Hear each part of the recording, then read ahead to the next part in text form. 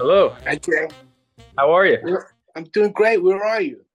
I am in my basement in New Jersey right now. I always look like you're in a music store. I know it looks like a music store down here. It's fabulous. Fabulous. Wow, great. Yeah. So where are you located? I'm in Brooklyn, middle of Brooklyn, Okay. neighborhood. The real estate people call them Lefferts Gardens now. Used to be Mm, Flatbush. Yeah, yep, I'm familiar, definitely. yeah. Cool. All right, man. Well, thanks for doing this. My Um, pleasure. yeah, I wanted to, well, first of all, the album, Eureka Shoes, Butalina, right? That's Um, right. I gotta say, and I don't say this lightly because my listeners know I'm not that way, but it is remarkable. I got to tell you, it's like there's just a purity to it and craftsmanship to it, an emotion to it that really resonated with me, and I'm sure with many people. So I want to congratulate you on helping to craft something so special. Jay, that means a lot. I appreciate that. That means a lot. I've given the record to maybe two or three people so far, and a couple of them have gotten back to me and enjoyed it. It means a lot to somebody that I don't actually know, like the record. So I appreciate that. Yeah, no, no, I appreciate the music. I really do. So tell me, if you could, first about how this group came to be. Well, Sky Steele and myself have been musical comrades for the last maybe 10 years or so. Okay. He got to New York and looked me up. We started playing some duets together just in my house. We let that grow a little bit until we did a few performances locally and here in Brooklyn. And, we just kind of kept our friendship going by sitting down in my living room and playing. Hmm. Might do it once a month, twice a month, every week, once in a while, that kind of thing. And my neighbor, just a few blocks away, is Jean Rowe, who, again, just from the local music scene here in Brooklyn, I know she performs at our local music parlor, et cetera, et cetera. So I knew Jean. Jean knows me, and we happened to meet up in Central Park one day and decided let's get together. That let's get together turned out to be Jean joining myself and Sky in my living room to play some music, and we had no idea what it was going to be. Started out, we did a few Gene songs, then Sky's got some stuff we did. So the group had kind of an organic start, right? And then the timing coincided with a grant that I got from Looking Glass Arts, and that grant was a recording grant. So you would go up to Looking Glass Arts place in upstate New York. They have a little recording studio set up. They provide the engineer. They feed you. They make you feel good. And I decided, well, let's put those two things together. Right. Now, turns out that the recording engineer was actually Rashawn. Rashawn was the recording engineer Okay. for, yeah.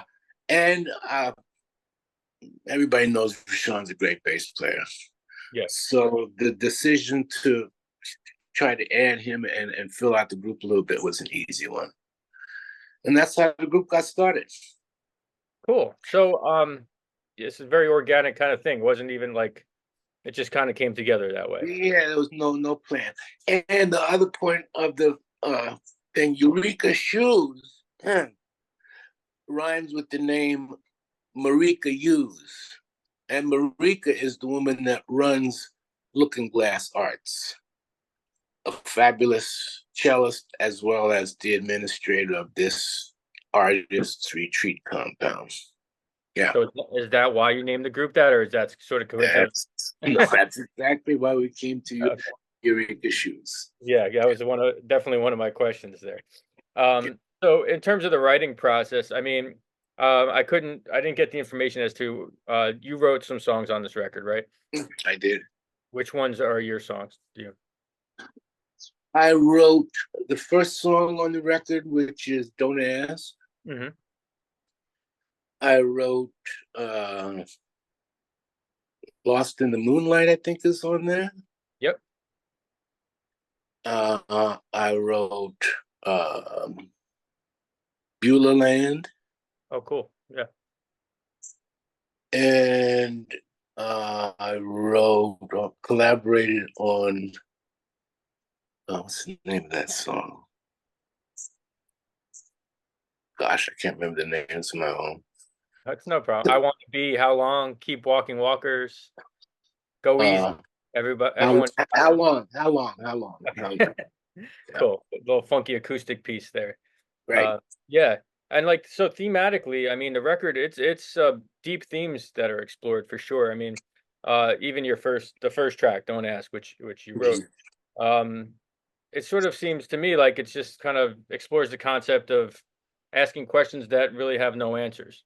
Am I interpreting that right? Yes, yes, and yes and no, because of course you're right about the theme that the theme of the unanswerable question. But even though the song is saying "Don't ask," because you're not going to get a real answer, Right. those are the juiciest questions on the planet. Those are the juiciest questions you can ask, the ones that don't really have an answer. So for me, it's really just about. This one started out. I think I was in a kind of a melancholy mode when I wrote this particular song, Yeah. and kind of just trying to soothe myself about some. Uh, I will not some uncertainties about life. Right. Yeah. I mean, and it seems like there is a certain process. I mean, all the writing. I mean, every song. There's some depth to the lyrical meaning of each song. I mean, God, the track everyone is dying, right? Heavy song. Oh my God. And I mean, dealing with someone, and it's true. I think everybody knows somebody who is, well, first of all, we're all dying, right? But I mean, Yeah, we know that, but yeah, man, that one got me for sure. Um, yeah. yeah, it's just That's amazing. there's a bunch of songs on there that are and for me one of the sweetest things about this particular crew is everybody's writing style is a little bit different, and then to get to contribute and to sing on somebody else's song, and it kind of makes homogenizes the whole thing. Gene's songwriting style is pretty different from mine and from Sky. She's a wonderful, wonderful lyricist as well as a great musician. So Yeah. it's a lot of fun. It's a lot of fun, I gotta say. Yeah, and I don't want listeners to think that it's a deeply depressing album in any way. I mean, it's not that. But there is there's if you look into the depth of some of the meanings of the lyrics, it makes you think, themes of alcoholism and dealing with that, uh Mhm. self-forgiveness, I think was one in Go Easy, which is a beautiful song. Right? Uh you know, but just I don't know. I can't say enough adjectives as to how special I think the record really is. Fabulous. Yeah. Fabulous. I'm glad to hear that. Now, in terms of is there going to be a tour to support the record? Right now, we've only come up with our release date celebratory concert. That's going to be here in Brooklyn. Over the summer, we did a small tour up in New England. I Mhm. don't think we have anything on the books until next spring. So, Very good. Okay. And if I could, I'd like to learn a little bit more about you. Kind of talk about your early upbringing, if you would, and how you came to play music.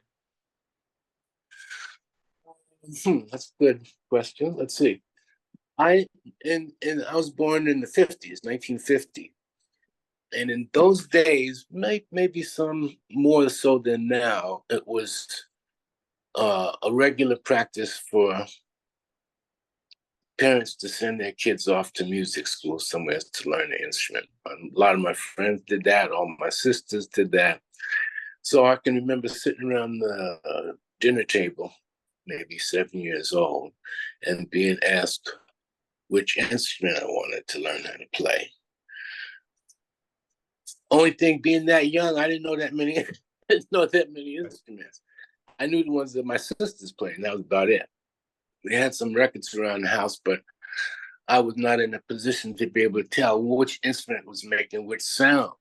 Sure. I knew I liked the drums, but in any case, I wound up choosing the violin.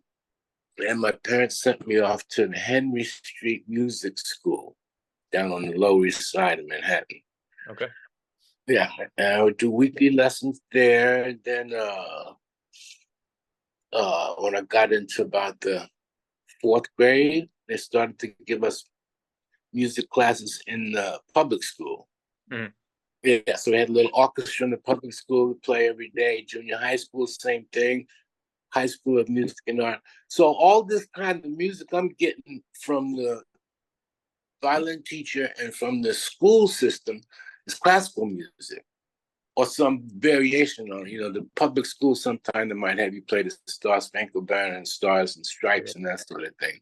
Right. But essentially they're trying to show you classical music. I didn't really get to know anything about, aside from the records we had in the house. We had a few blues records in the house. We had a lot of Harry Belafonte in the house. Yeah. We had Pete Seeger and the Weavers and some Union songs and Odette, all that kind of stuff. Right. But we didn't have that many straight up jazz records. So I didn't really get to know anything about improvised music in that sense until I was a teenager, like a young teenager. I remember my older stepbrother, gave me a record for my 13th birthday. That record was Change of the Century, Ornette Coleman record. Sure. Yeah, great one. Yeah, a great record. So that was kind of an introduction to me for something that music could do besides just sit and read it off the page. You know what I'm saying? Or sing a folky kind of song. So that opened me up a little bit just to hear that. And then by the time I was in music and art, I began to try to do improvisations with other musicians in the school. Mm-hmm. So, and it's important to remember the time frame. So now we're talking about the mid-60s. And this was a time when there was a huge amount of music from around the world coming into New York on the radio stations and record shops and so forth, and Town Hall, Carnegie Hall, Ravi Shankar, Bowers of Bengal. So all kinds of stuff was in the air. And, we young, ears are open, trying to find the craziest things to listen to we could. So all of that was in the air at that time. So I would try to do improvisation with another violin player, viola player, piano player. And this is not knowing anything about even the blues form, much less jazz harmony. Just play whatever came to mind out of the air. So, I got a little bit open to the idea of playing music that I didn't read off the page. That was the starting step. And another big step for me was plugging the violin into an amplifier. Once it plugged into the amplifier, and this was amongst all the other music I was just saying was coming in from all over, Jimi Hendrix was on the scene, and that happened to be my favorite. That was my cup of tea. Right. And I love Jimi Hendrix. So went to a couple of his shows, saw what he was doing with the guitar and the wah-wah pedal. So I got the wah-wah pedal to hook up to the electric violin. That opened a lot of doors for me about different sounds I could make. And so that was the start. Then, years go by. I started to apply, left home, moved out to California, bump into this person, that person, other person. Each musical experience at that stage of your music life, each experience teaches you a little bit of something. Sure. How to play with the singer. Finally, you learn the whole blues form, how it works, how to move it from key to key. All these things start to come to you, and that's how I started out.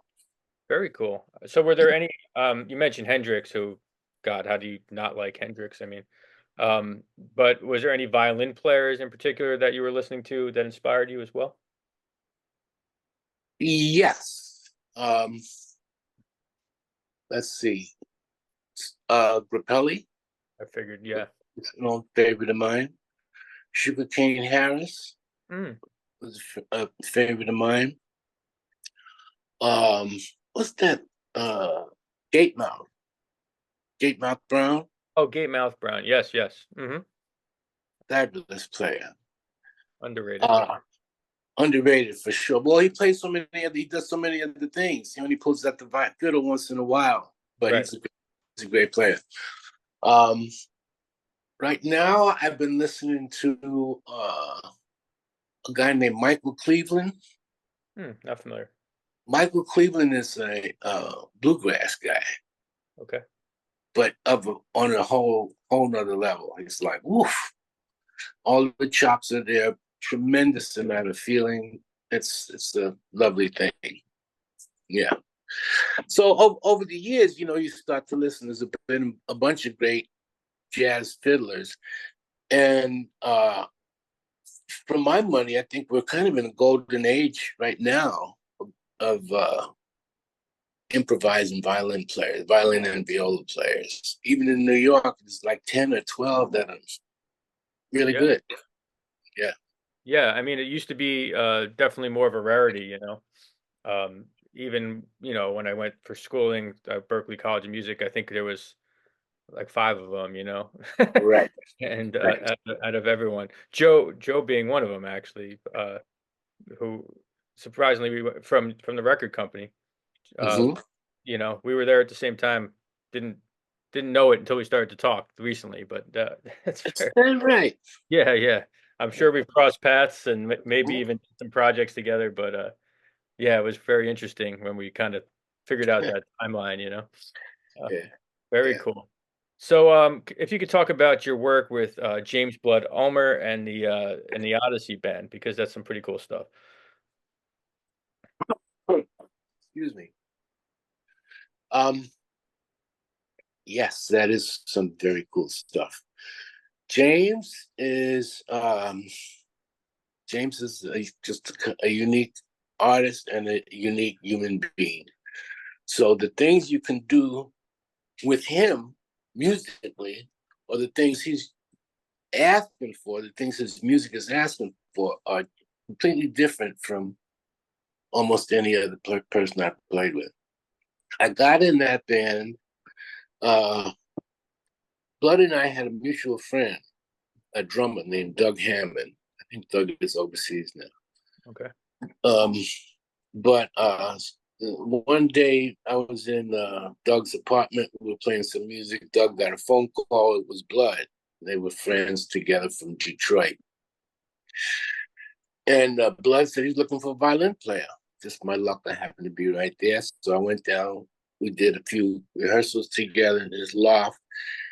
And on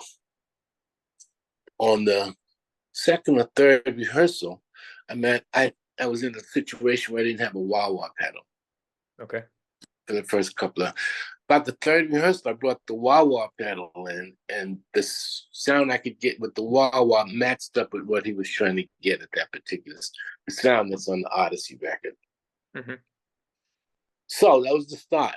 And then, we did, we still do performances every once in a while. James is getting old, so we don't do quite that many, but he's still performing. His music uh, relies on some uh, simple rhythmic stuff, Right. simple, and some melodic phrases repeated to make and a kind of an enchantment of sound. The kind of music where you can almost reach out and touch the notes, that kind of guy. Gotcha. A lot of feeling, form that's not formal in a way. You know what I'm saying? So Yeah. the songs have a loose form that's going to change with each performance. That you just have to follow blood to make it happen. We did that with Odyssey. We made a few of those records, and then more recently it was James Blood Ulmer and his blues projects. Right. A whole nother side with the vocal part. Sure. Turns out Blood is a natural blues singer. Not that much of a surprise, but Just a talented guy. Yeah. yeah.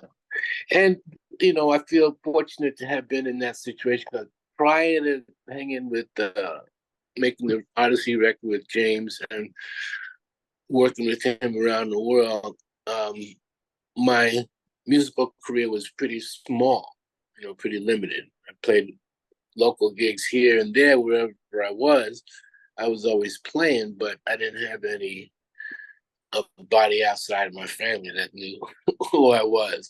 So I got a little bit more face time.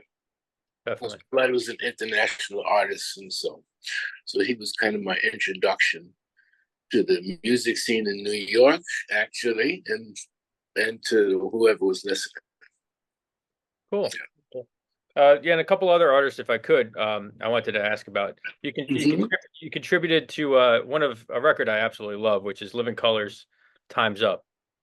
Can you talk about working with those guys?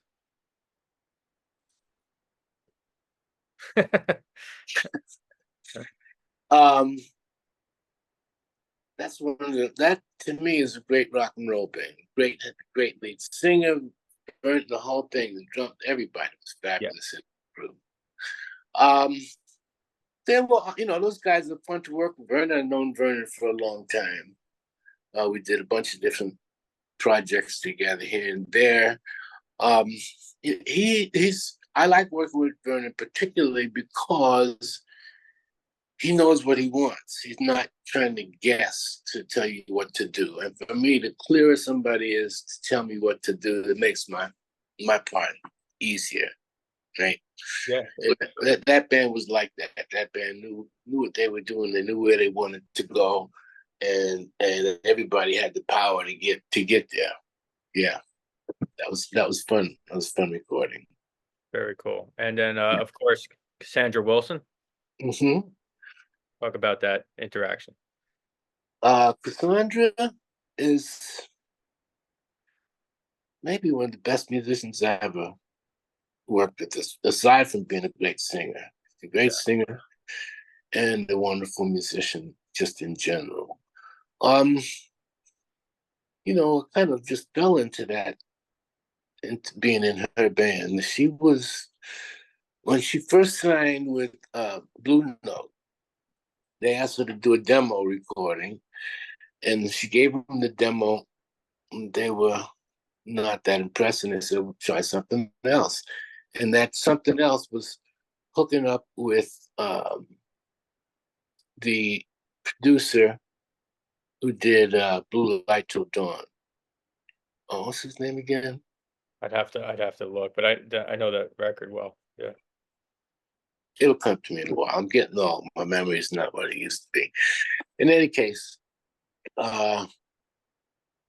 he got a little band together to do a new demo for her. Mm-hmm. I was part of that band. So she recorded in that demo session um, Tupelo Honey and what else did she do? You don't know what love is, maybe? Okay. Sure. Something like that. In any case, Blue Note heard that demo and said, boom, that's exactly what we want. In fact, we're not going to use this as the demo. We're going to use this as the record. So that was the start of. She was happy to get on the right foot with the record company. And most of that band that was on that little demo recording, she kept for the next couple of years. And then the band started to rotate and so forth. Now,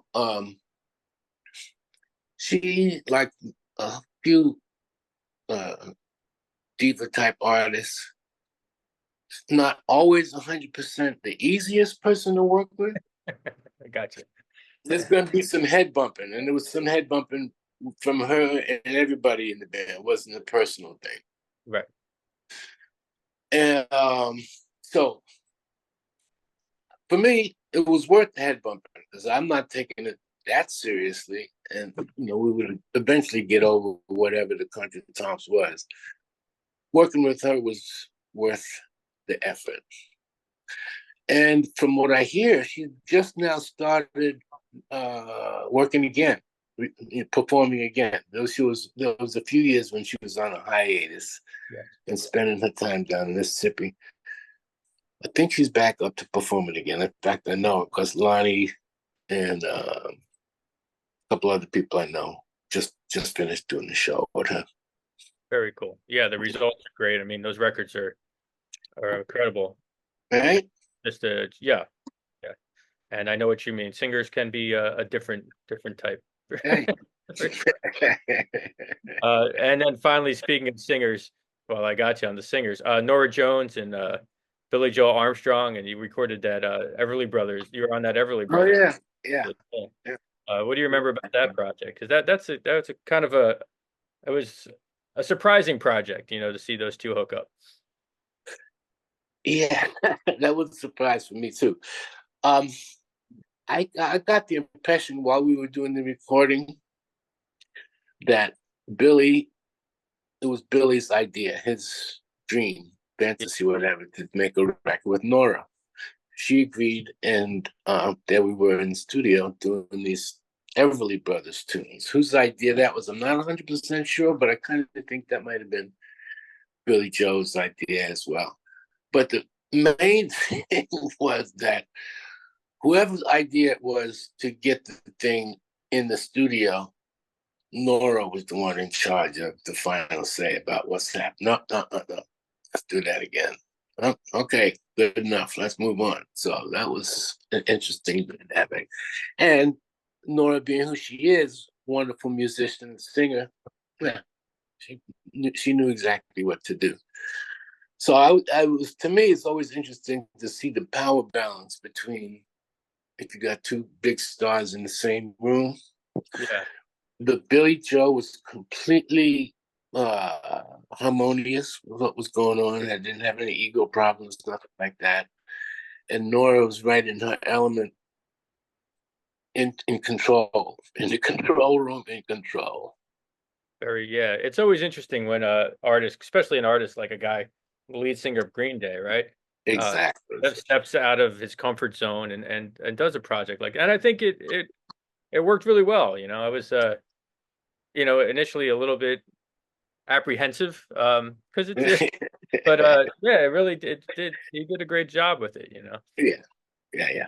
Cool, man. So what are you working on now, Charlie? Anything in particular you want people to know about? Well, Eureka Shoes is taking up a lot of my time and attention these days. I am working with a woman named Martha Redbone, who's doing tours around the country. Okay. We just came back from Georgia last weekend. And, the musical things that I'm doing are local to New York City. There's got a few things that my trio is going to do here in town, including I got asked to curate a show in December 20th at iBeam in Brooklyn. Okay. And that show is going to include, amongst other people, myself and a quartet, doing some singing and playing. and a wonderful singer and songwriter, Osei Esset, and his band. His band is called Wolf Suit, Osei and Wolf Suit. Okay. And there's going to be another band that I don't know what that band is going to be yet. Right, right. Cool. Oh, and then if you're local, if you're here in Brooklyn, if you're in New York, every Wednesday you can find me down at Sonny's Bar in Red Hook. Oh, all right. So yeah, come down to Sonny's Bar. I'm going to be the one wearing a cowboy hat and cowboy boots, Okay. trying to play Western swing. Western swing. Yeah, that's a unique style in itself, for sure. Mm-hmm. A lot of Mm-hmm. history there. Yeah. Oh, that's cool. I'll have to tell. I make it out there sometimes, but I know a bunch of people who live in that area. Yeah. I'll have to Send mention them it. out. Yeah. Yeah. I mean, I'm only, what am I, an hour, a little bit more than an hour from where you are right Where do now. you stay? So I'm in like the Jersey Shore area. Town is called Howell, but a lot of my gigs are centered around Asbury Park, Red Bank. There's Sweet. a really cool scene here. I host a couple jam sessions and just a lot of gigs in that area. Mm-hmm. And it's used to be more going to New York, but now Local. it's more, Yeah. yeah. There's Yeah. Yeah. enough going on, But what that's similar to what's going on in Brooklyn. It used to be you go over to Manhattan for the jam sessions and for the jazz shows, et cetera, et cetera. But now you don't have to leave the borough. It's music all over. Bushwick, Williamsburg, my neighborhood, we have a music parlor around the corner from me called the Owl. It's a beautiful spot. Beautiful spot. So more Great. power to that.